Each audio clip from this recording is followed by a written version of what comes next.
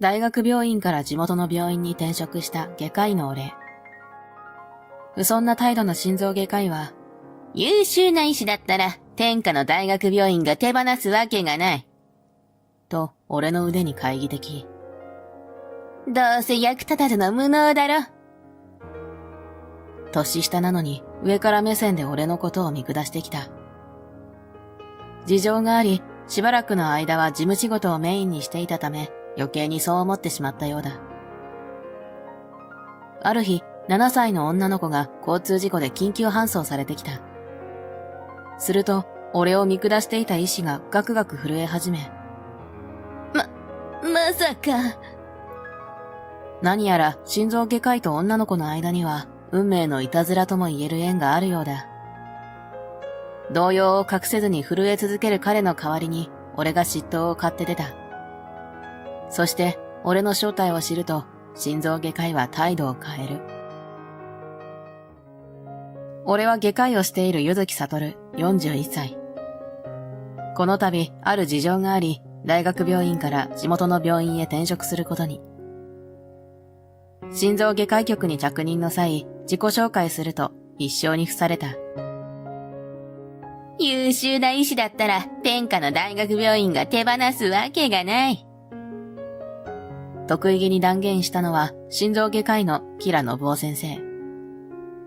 俺より3歳年下だというのに上から目線だ。どうせ役立たずの無能だろ。吉良先生は勝ち誇ったように嘲笑う。一流大学の医学部を卒業していて優秀であることは間違いない。心臓外科医にとって自信のなさは時として致命傷になる。一瞬の判断の迷いが常に正確さと緻密さを要求される手元の狂いにつながりかねないからだ。自分の腕に自信を持つことは大いに結構だ。しかし、心臓外科医としての技術が高い割にはあまり評判が良くない。それは、吉良先生の人柄によるところが大きいのだろう。患者はお客様。医師もサービス業だから愛想よくしますよ。そう言ってはばからないので、患者さんに対しては尊大な態度を取ったりしない。そんな態度を取るのは、もっぱら自分より格下とみなしたスタッフに対してだ。看護師や検査技師、薬剤師などは全員格下扱い。同じ医師でも学歴差別や診療科目の所属先差別も甚だしい。上司や先輩だろうと噛みつく姿勢は看過しがたいものがある。一方で院長や副院長、心臓外科部長など偉い人にはへいこらしている。まるで飼い犬が家族内で序列を決めている様に似ている。餌を与えてくれたり、散歩に連れて行ってくれる人間には尻尾を振る。もちろん、犬ではなく人間であり医師なので、餌イコール給料で、散歩イコール都合のいい奨励といったところか。腕はいいが、性格的に扱いづらいことで、上司も持て余し気味と見受けられる。今日もご自慢の腕は出し惜しみですか？手術を終えた吉良先生が俺を煽ってくる。ある事情があり、現場には出ずに事務仕事ばかりこなす俺に懐疑的なようだ。錆びたメスでは綺麗に切れませんからね。外科医としての俺は錆びついているという嫌味か。好きに言わせておけばいいと思い反論しなかった。俺が転職してから1週間ほど経ったある日のことだった。7歳の女の子が交通事故で緊急搬送されてきた。そして女の子の顔を見ると、吉良先生がガクガク震え始めたのだ。まさか。お知り合いですか？とわちゃん。まさか、とわちゃんが。上ごとのように女の子の名前を繰り返すばかりで拉致が開かない。患者は平とわさん、7歳女性。マルファン症候群で当院へ定期的に通院しています。看護師が冷静に患者の情報を伝えてくれた。外傷の所見あり、腹部圧迫による内臓損傷の疑いありです。救急車で運んできた救急救命士がストレッチャーを押しながら伝達。嘘だろ。トアちゃん。トアちゃん。震え続けるキラ先生が冷静さを欠いているのは一目瞭然だ。キラ先生、下がってください。普段はキラ先生に絶対服従の看護師が泣きそうな顔でストレッチャーにすがりつこうとする彼を咎める。そんな状況を見て、俺は意を決して前に出てこう言った。俺が出頭します。だが、俺が出頭を名乗り出ると、キラ先生は食ってかかってきた。無能なお前に任せるわけにはいかない。ですが、トアちゃんを死なせるわけにはいかないんだ。トアちゃんの母親と約束したんだから。どうやら、キラ先生と平トアちゃんの間には、担当医師と患者以上の関係性がありそうだ。だからこそですよ。今あなたは動揺していて、冷静さを欠いている。それは。任せてください。黙っていましたが、救急科専門医なんです。交通事故の患者は、小児含め何百人と見て手術もしてきましたから。キラ先生の目を見て、信じろという思いを込めてうなずいた。彼がうなずき返したのを認めると、俺は急いで手術の準備に取り掛かった。そして数時間後、無事に手術は成功。平トアちゃんは一命を取り留めた。手術室から出ると、彼女の父親、平耕作さんが待ち受けていた。もう大丈夫ですよ。先生、本当にありがとうございました。平さんはそう言って深く頭を下げる。トアちゃんは小児科集中治療室、略称 PICU に運ばれていった。トアの母親の名前ですが、忘れがたみに何かあったらどうしようと気が気じゃなくて。忘れがたみということは、母親は他界しているのか。緊急手術だったので、カルテに書かれていない事情は知る由もなかった。失礼ですが、キラ先生がトアさんの担当医師になる前からのお知り合いとか。はい、妻の最後に立ち会ってくれたのがキラ先生でした。平さんの様子からは、キラ先生に対する遺恨は感じられない。そういうことだったんですね。それから、平さんはもう一度頭を下げ、トアちゃんの様子を見に行った。俺はまだ手術着のままだったので、着替えてから医局に向かった。お疲れ様でした。心臓外科医局でキラ先生に出迎えられた。先ほどは取り乱して、すみませんでした。この一週間の尊大な態度とは真逆の低姿勢で頭を下げた。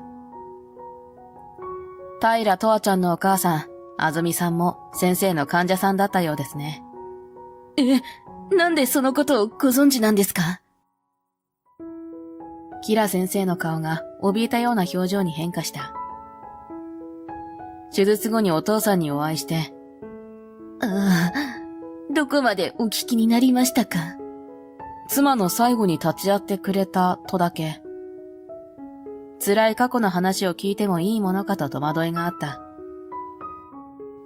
俺が初めて経験した術中止だったんです。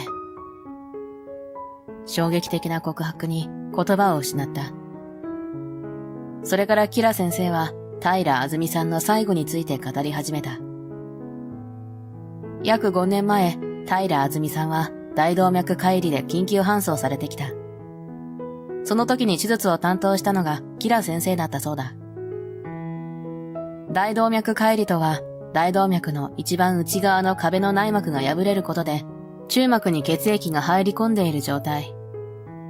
何の前触れもなく、胸や背中に激しい痛みとともに発症し、48時間以内に治療を開始しなければ命に関わる病気だ。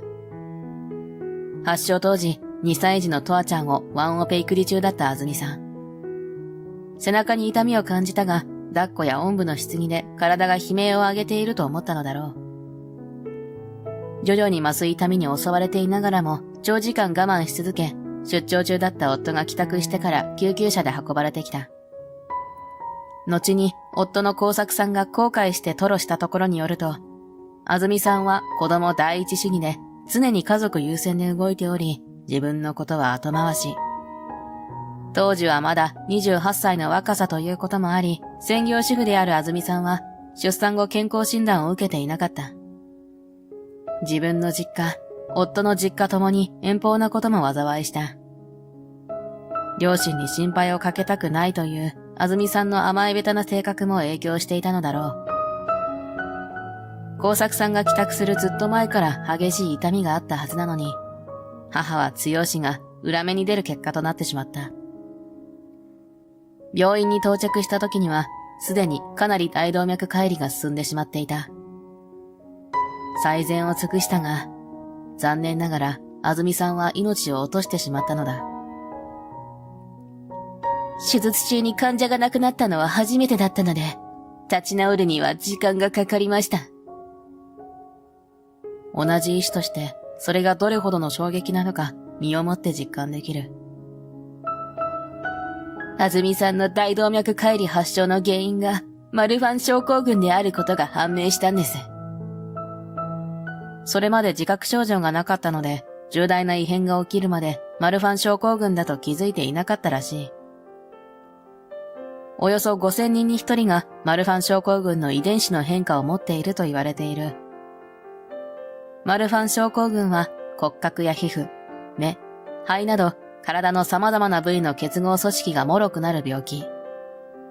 それによって高身長、側腕症などの骨格の異常、目の濁り、気胸などが起こる。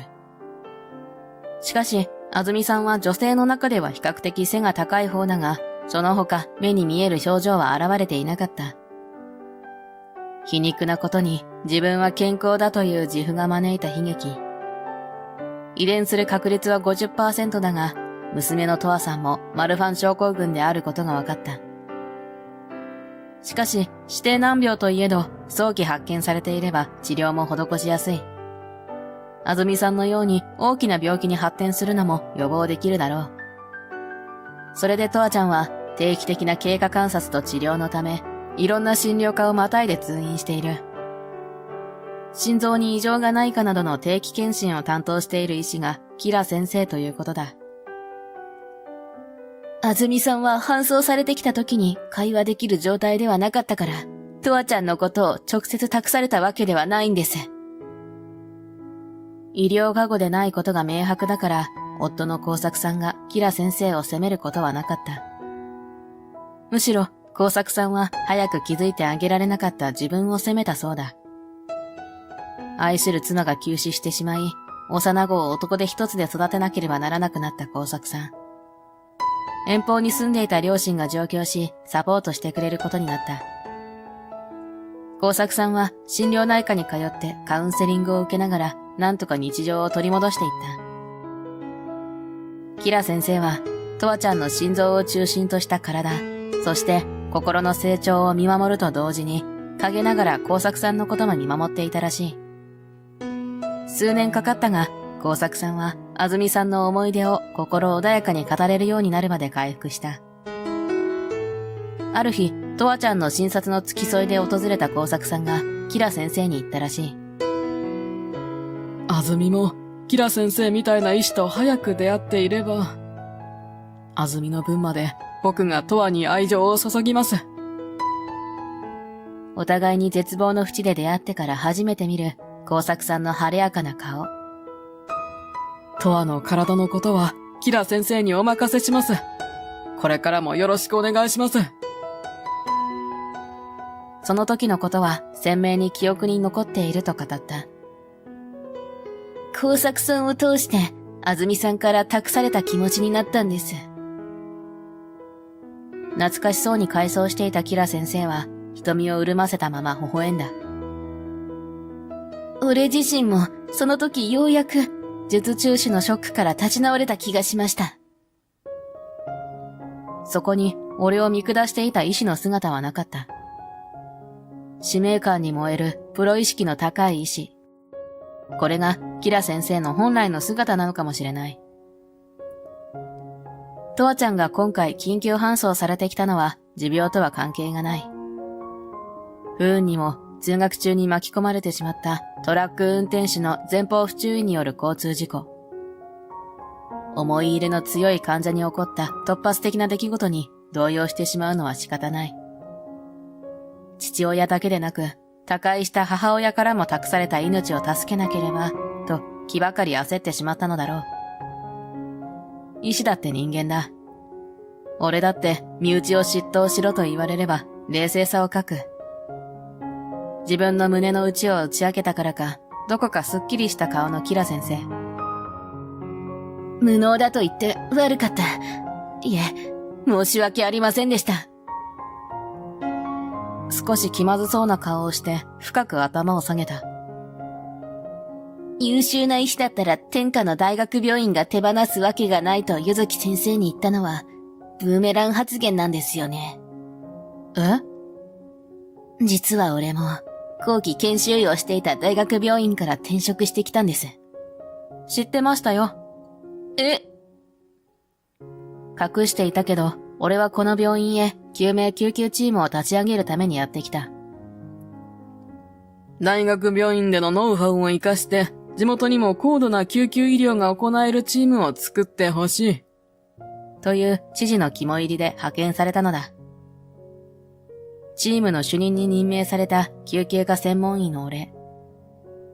今はまだ正式発表前で、チームに加わってもらう適任者探しを極秘で遂行中。まずはじめに心臓外科医局に着任したのだった。だから医療医師たちの経歴はあらかた頭に入っている。キラ先生のように上司だろうと関係なしに噛みつくような人は大学病院では出世に響くでしょうね。思わず苦笑してしまった。でもブーメラン発言ではないですよ。キラ先生は優秀な医師です。確かに人間関係においては難ありだが腕はいい。なんせ俺が構想する救命救急チームに必要な人材だと一番に目をつけた医師だから。救命救急チームに加わってくれませんか？改めてキラ先生に頼むと快諾してくれた。小児から高齢者まで内科疾患から外科手術まで多岐にわたり患者を見ることができる救急科専門医はかなり不足している。救命救急に特化している医師が司令塔として機能すれば各科のスペシャリストを集めていいチームができるはずだ。キラ先生にはまだスカウトのことは秘密にしておいてもらって、明日は優秀な循環器内科医を探すため偵察に行こうと思っている。麻酔が切れた時にそばにいてあげたいんで。キラ先生はトアちゃんが術後しばらく入院生活を送る PICU に向かった。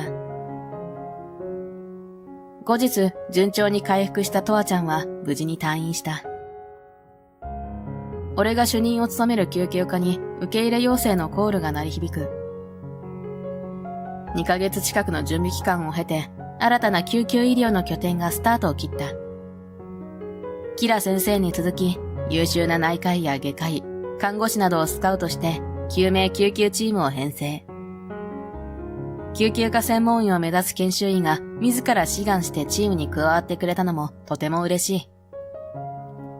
キラ先生は今まで大学病院から追い出されたという劣等感から虚勢を張って周りに不遜な態度をとっていたようだ。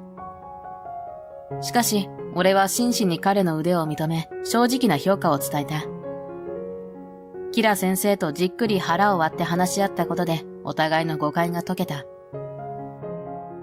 救急科という新たな舞台で心臓外科医として大いに力を発揮してくれるだろう。この地元の病院が万が一の時のためのみんなの心の拠り所になれるように邁進していきたい。キラ先生、行きますよ。はい。一人でも多くの患者を救うため、俺たちは今日も戦う。